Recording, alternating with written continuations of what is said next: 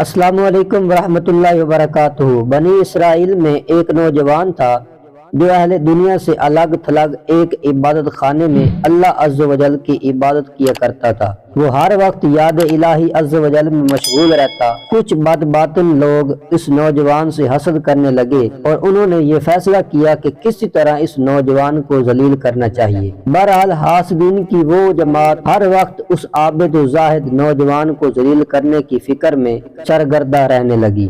بالآخر ان کے گندے ذہنوں میں یہ خیال آیا کہ فلاں عورت جو بہت زیادہ حسین و جمیل اور فاشا ہے، اس کو لالچ دے کر اس بات پر راضی کیا جائے کہ وہ اس عابد نوجوان کو اپنے فتنے میں مبتلا کرے۔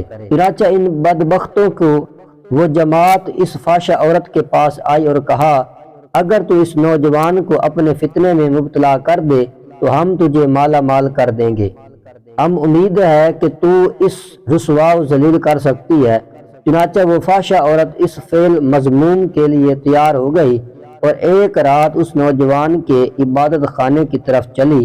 رات بہت اندھیری تھی، اوپر سے بارش شروع ہو گئی۔ عورت نے اس نوجوان کو پکارا، اے اللہ عز و جل کے بندے، مجھے پناہ دو۔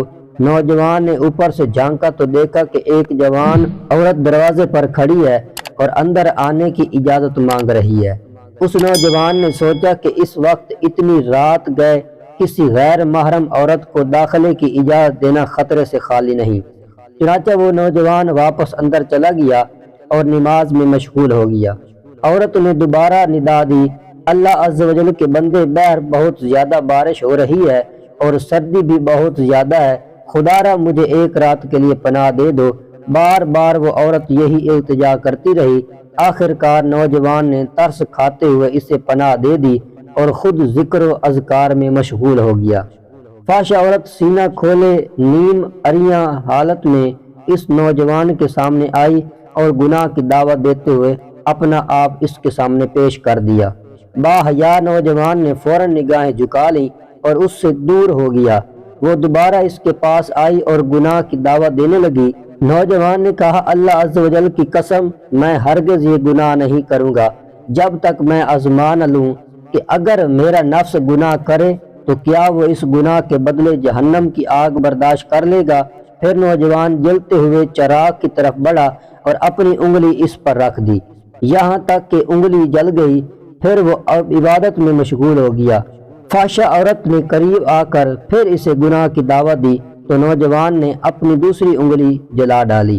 اسی طرح فاشا عورت بار بار اسے دعوت دیتی رہی اور نوجوان اپنی انگلیاں جلاتا رہا۔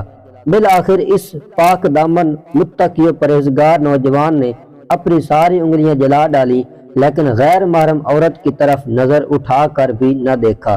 اپنی عزت کی حفاظت کرتا رہا۔ جب اس عورت نے یہ صورتحال دیکھی کہ اس نوجوان نے ایک گناہ سے بچنے کے لیے اپنی ساری انگلیاں جلا دی ہیں تو چیخ ماری اور تڑپ تڑپ کر مر گئی۔ 100,000 آفرین اس نوجوان پر جو اللہ عز و جل کے خوف سے ایسے وقت میں گناہ سے باز رہا جب ارتکاب گناہ سے اسے کوئی چیز مانے نہیں تھی۔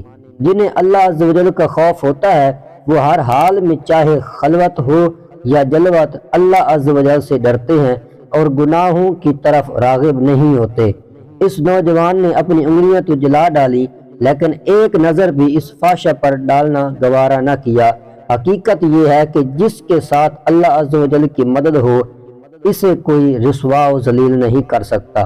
جس سے اللہ عز و جل توفیق عطا فرماتا ہے وہ گناہوں سے بچنے کی راہیں نکال لیتا ہے۔ حاسدین نے تو خوب کوشش کی کہ کسی طرح اس نوجوان کو ذلیل کریں، لیکن جسے اللہ عز و جل عزت دے اسے کون ذلیل کر سکتا ہے۔ اس قادر مطلق عز و جل کے سامنے کسی کی کیا مجال۔ وہ جسے چاہے عزت دے، جسے چاہے ذلیل کرے، وہ جسے چاہے بلند کر دے اور جسے چاہے پست کر دے۔ فانوس بن کے جس کی حفاظت ہوا کرے، وہ شمع کیا بجھے جسے روشن خدا کرے۔ اگر ہماری ویڈیو آپ کو اچھی لگے تو اس ویڈیو کو لائک کریں اور دوسروں تک پہنچائیں تاکہ دوسروں کو بھی اس سے فائدہ حاصل ہو۔